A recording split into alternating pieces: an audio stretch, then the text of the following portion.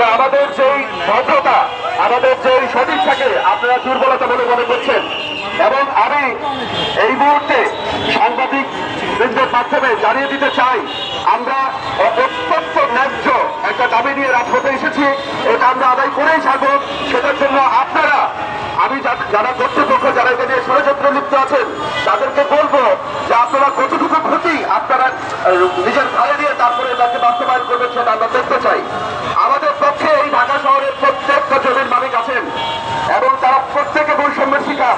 আপনারা চিন্তা করে দেখেন যে এই শহরে যারা একই জমিতে যারা 14 তলা করে তারা বিল্ডিং নিয়ে ভোগ করছেন, পার্শ্ববর্তী জমি এখন 4 তলা বিল্ডিং করতে পারছে না। এটা কি বৈষম্য না? এবং এই বৈষম্য কি আপনি কি অল্প সময়ের জন্য ভুল বুঝিয়ে এটা বলে আপনি মানাতে পারবেন? দীর্ঘ সময়ে আপনি এই ভুল মানুষকে বোঝাতে পারবেন না।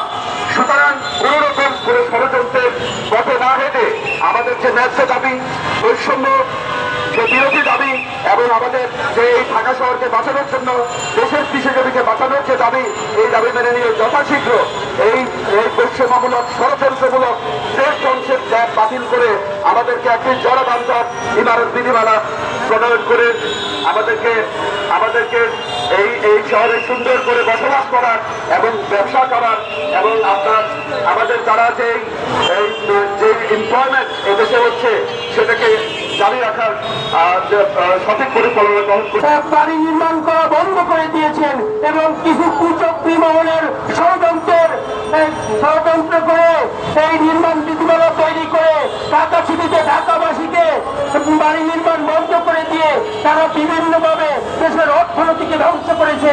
এই দেশের নির্মাণ বিধিমালার সাথে জড়িত লক্ষ লক্ষ শ্রমিক বেকার হয়েছে এবং 2 কোটি মানুষ এই লিঙ্কেজ কোম্পানির সাথে, নির্মাণ শিল্পের সাথে জড়িত সেই সকল নির্মাণ কোম্পানিগুলো রড, সিমেন্ট, টাইলস, পেইন্ট এবং অন্যান্য যে মেটেরিয়ালস কোম্পানিগুলো বেকার হয়ে যাচ্ছে এবং এই দায় সরকারের উপর, বর্তমান সরকারের উপরে এই বোঝা চাপিয়ে দিয়ে বিগত সরকার এই শিল্পকে ধ্বংস করে দিয়ে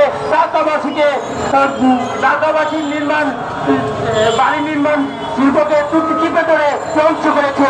আমরা অবিলম্বে এই বৈষম্যটা বাতিল চাই। ঢাকা নগরবাসীর আবাসনের সমস্যার সমাধান হবে, মানুষের মৌলিক অধিকার ফিরে পাবে। আমি আর কিছু বলতে চাই না। ধন্যবাদ আমার প্রেসিডেন্ট। সংগ্রামী সাথী বন্ধুগণ, সংগ্রামী রিয়াবের মেম্বারবৃন্দ, সংগ্রামী জমি মালিকবৃন্দ, এরপর যে আমার কাছে বক্তব্য রাখবেন রিয়াবের সংগ্রামী প্রেসিডেন্ট, জাপান গার্ডেন সিটির সম্মানিত ব্যবস্থাপনা পরিচালক, এদেশের কোটি কোটি মানুষের আস্থার ঠিকানা রিয়েল এস্টেট অ্যাসোসিয়েশন বাংলাদেশ রিয়াবের সংগ্রামী প্রেসিডেন্ট জনাব মোহাম্মদ ওয়াহিদুজ্জামান।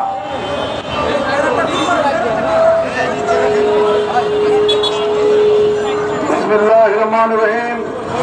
সম্মানিত প্রিন্ট ও ইলেকট্রনিক মিডিয়া সাংবাদিক বৃন্দ, উপস্থিত ঢাকা শহরের জমির মালিকগণ এবং রিহাবের সম্মানিত সদস্যবৃন্দ সহ অসংখ্য জনগণ যারা আজকে এখানে আছেন, সকলকে আমাদের মানববন্ধনে আসার জন্য ধন্যবাদ জানাচ্ছি।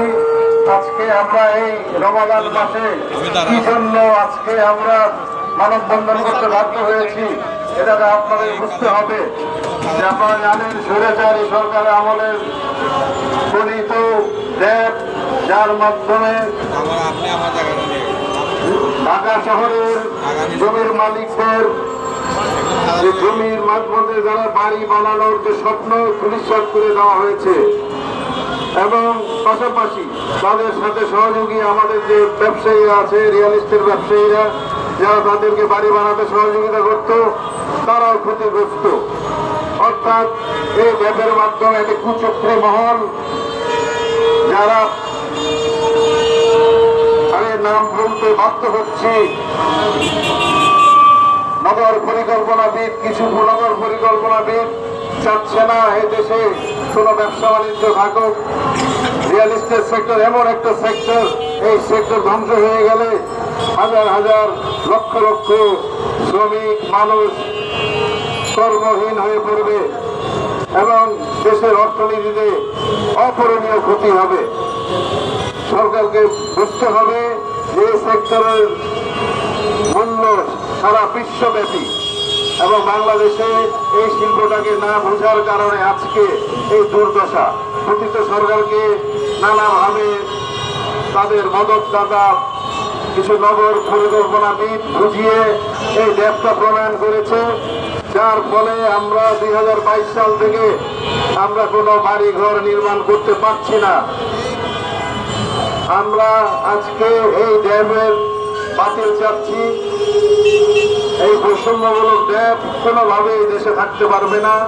আমরা চাই না, জনগণ এটা চাচ্ছে না, এটা বাতিল করা হোক এবং 2008-এর ঢাকা ইমারত নির্মাণ বিধিমালার আলোকে অবশ্যই আমাদের বাস্তবসম্মত ইমারত বিধিমালা প্রণয়ন করতে হবে।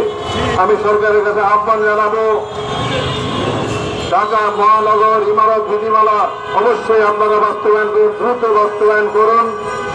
জনগণ আপনাদের সাথে আছে, এটা জনগণের স্বার্থেই আপনাদেরকে করতে হবে। আমরা এই মানববন্ধন থেকে ঘোষণা দিতে চাই, যদি অতি অল্প সময়ের মধ্যে এই ঢাকা ইমারত বিধিমালা বাস্তবায়ন না হয়, জনগণ সহ আমরা আগামীতে আরো কর্মসূচি দিতে বাধ্য হব। ধন্যবাদ সকলকে। মাননীয় প্রেসিডেন্ট মহোদয়ের বক্তব্যের মাধ্যমে আজকে মানববন্ধন শেষ হয়েছে।